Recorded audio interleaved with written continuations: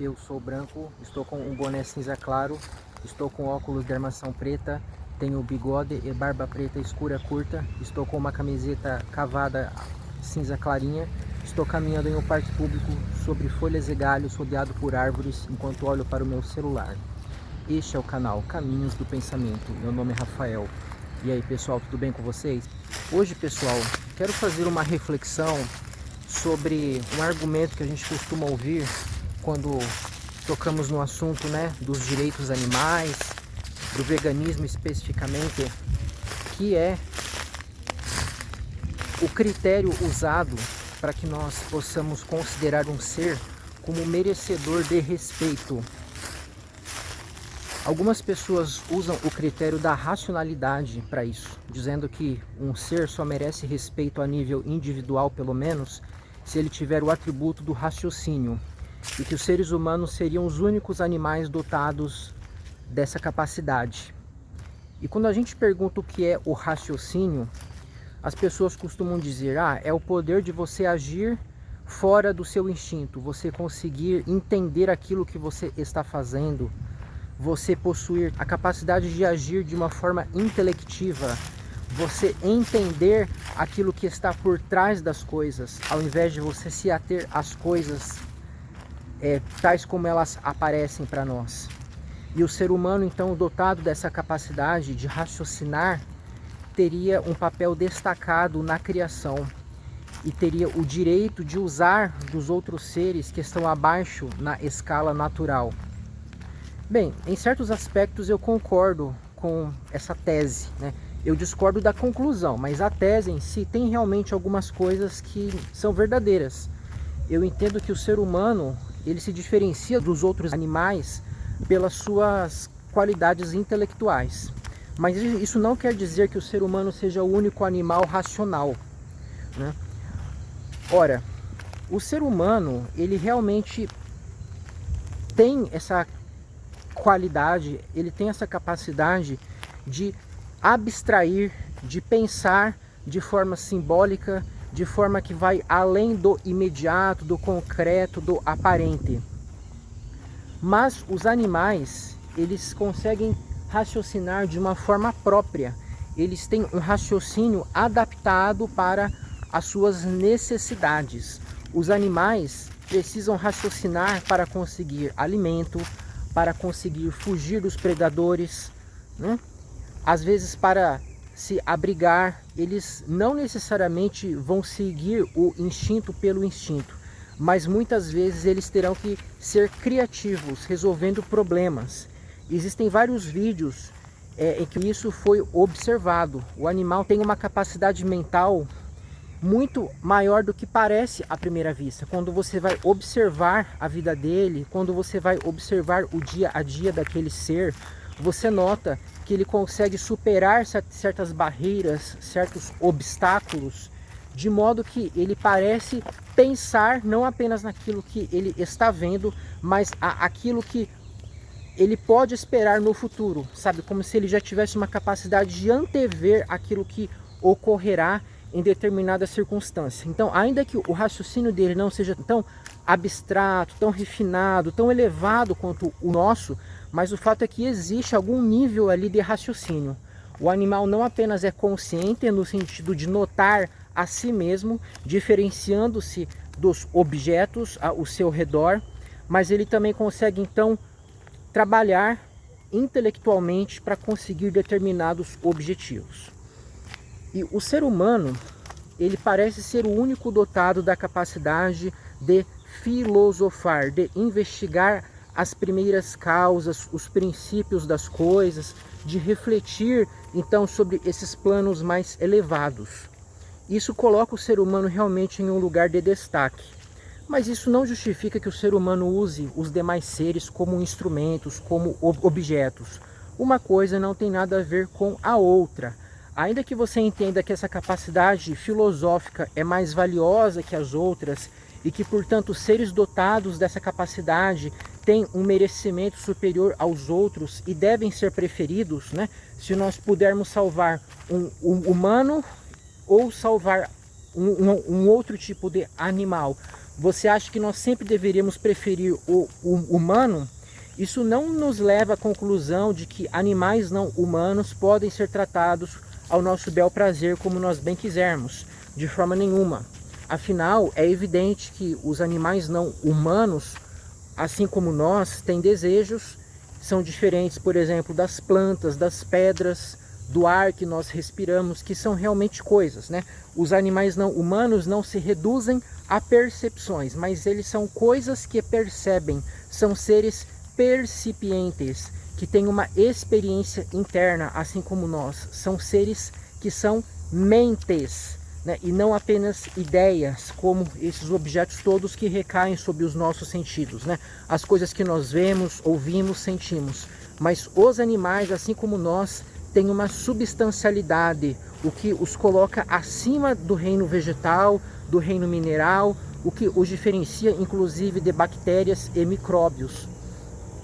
E é bem interessante, pessoal, a gente perceber que o critério para você merecer a consideração ética, a qualidade necessária para fazer com que você se torne merecedor de respeito é diferente da qualidade exigida para que você seja um agente ético, ou seja, um agente responsável pelos seus próprios atos, um agente que consegue refletir, um agente que consegue contrariar os seus desejos, os seus instintos em favor de algo intelectual, de um padrão de conduta, de uma lei ética, né?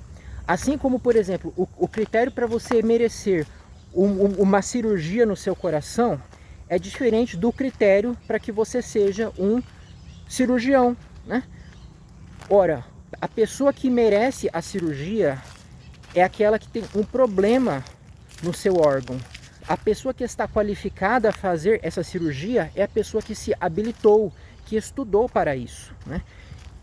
Se você sabe ou não fazer a cirurgia é irrelevante para saber se você vai ou não receber essa cirurgia, né? Do mesmo modo, os animais não humanos, ainda que eles não possam ser responsabilizados pelos seus atos, ainda que eles não possam serem julgados eticamente por aquilo que fazem, o fato é que eles são merecedores de um tratamento ético da nossa parte, que se traduz em não ter os seus interesses legítimos contrariados, não ter os seus desejos pacíficos suprimidos, a não ser que haja um motivo forte o suficiente, como por exemplo, a manutenção da nossa vida, da nossa saúde, né? Então a gente tem que fazer aquilo que for o possível para tratar esses seres como indivíduos, como seres que percebem, seres que reconhecem a si mesmos e que desejam continuar vivos, desejam ter o seu bem-estar preservado, né? Ainda que eles não tenham conceitos, ainda que eles não consigam construir conceito de vida, bem-estar, saúde, mas do jeito deles, eles sabem que eles desejam isso, eles têm essa necessidade, né? E eles fogem daquilo que contraria esses interesses que eles possuem.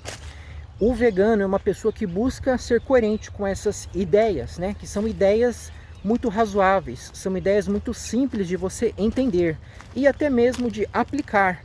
A gente sente dificuldade de aplicar isso porque nós vivemos em um mundo montado sobre essa exploração cruel, sobre os seres mais indefesos, sobre as espécies menos desenvolvidas tecnologicamente. E assim como entre os humanos existe uma exploração, os seres humanos em geral se acham no direito de oprimir seres de outras espécies, né?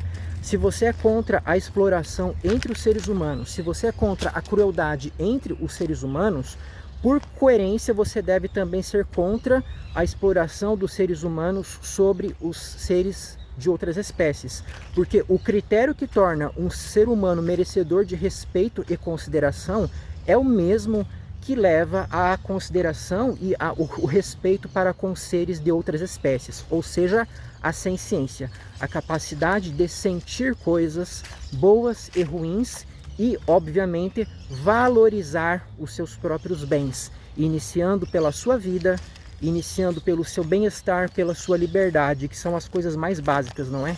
Um ser que não tem a sua vida, o seu bem-estar, a sua liberdade consideradas, ele está sendo tratado como realmente uma coisa, como um objeto que a gente pode manusear livremente. Nós temos a faculdade física de ferir os outros, de maltratar os outros, mas a questão é, estamos legitimados a fazer isso, né? Pensando sobre o modo ideal como o mundo deve ser? Será que é esse o cenário em que nós gostaríamos de viver, né? Será que não seria melhor construir um cenário pacífico em que os seres se respeitam, em que eles têm consideração uns para com os outros? Não é esse o cenário mais propício para que nós desenvolvamos a nossa racionalidade e ativemos as nossas inúmeras potencialidades, seja intelectuais, seja artísticas, seja físicas, a gente expor tudo aquilo que nós somos em um ambiente realmente seguro, em que nós não precisamos nos preocupar em que alguém venha a tirar a nossa vida, a nos escravizar? O egoísta moral, a pessoa que valoriza apenas o seu próprio bem-estar, está sendo incoerente porque ela não consegue justificar esse critério. O fato de ela valorizar a si mesma decorre do fato de que ela possui interesses legítimos, pacíficos, e ela deseja preservá-los. Só que ela sabe que os sentidos indicam que, muito provavelmente, com uma chance assim muito grande, existem outros seres idênticos a ela, né? Ela percebe pelo modo como certos corpos se comportam, pelas coisas que ela ouve, né? Seja por grunhidos, seja por olhares, ou mesmo por diálogos, né? Por frases expressas por corpos humanos. Essa pessoa nota que parece haver uma consciência correspondente a esse corpo, de modo que, assim como essa pessoa deseja o seu próprio bem-estar, os outros indivíduos também desejam, né? Seja humanos, seja não humanos, de modo que a pessoa realmente que procura seguir a razão, procura seguir a razoabilidade, procura ser uma pessoa equilibrada, sensata, ela não vai agir com os outros como se fossem objetos, mas ela vai respeitar os demais indivíduos. Tá bom, pessoal? Por hoje era isso, até a próxima.